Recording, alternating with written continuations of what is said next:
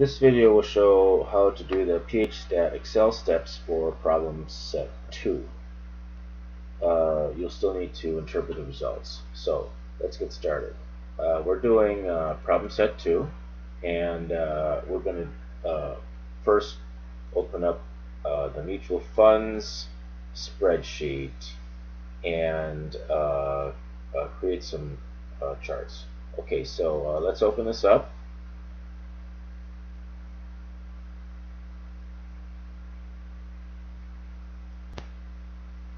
And we notice that we don't have our add-ins menu items, so let's close this. Let's go to our PHStat folder. We have to double click on the PHStat XLAM file and enable the macros. Then we can go back and open up our mutual funds folder, and now we have our add-ins. So let's first unstack the data with grouping variable risk and expense ratio is the stack data. So let's go here, and we're going to click on add-ins and click on PHStat, and we're going to do data preparation, and we're going to unstack some data. This thing pops up, and for the grouping cell range we're going to use risk. So let's find risk. Here we go, risk. Scroll down to all the way to the bottom here, and we get to 869. And for the stacked data cell range, it is let's see, we're doing expense ratio down to 869. Shift click, and yes, click OK. And this new worksheet is generated, and this is the unstacked expense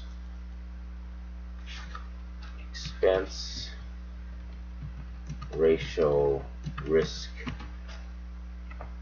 unstacked data. Okay, now with this data we are going to find the mean, quartile range, and construct box plots.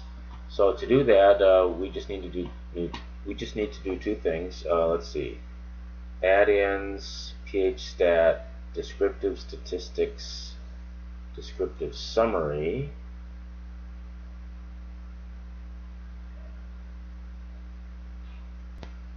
and this pops up. And the raw data cell range would be actually the entire chart. I'm going to scroll down to the bottom because I don't know how long it is. Okay, it's 356. So over in the C column here, 356. Shift click, and that completes this. And we're going to do multiple groups unstacked because we've unstacked the data. And I'm going to call this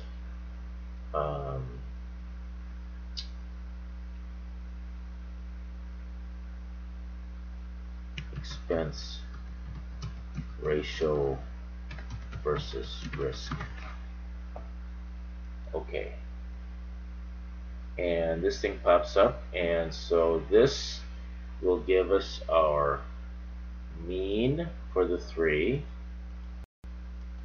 and the median, let's see, and a bunch of other, the standard deviation, coefficient of variation, and so on. So this data is left for you to interpret. Next, we can do the box plot. So let's go to add-ins, phstat, box plot, and the data cell range is, I can go from here up to here, and we're going to do multiple groups unstacked, and I want the 5-number summary, and my title is going to be expense ratio versus risk. And we get a nice set of box plots here. This is the average risk, the high risk, and the low risk. This is the expense ratio. And we also get the 5 numbers, which gives us the first quartile and the third quartile and the interquartile range and so on. So this gives us all the information that we need here for the first set, which is risk and expense ratio. Next, let's do risk and return.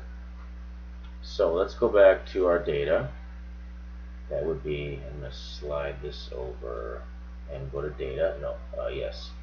And I'm going to go up to the top, and I'm going to again do add-ins, phstat, data preparation. I'm going to unstack some data.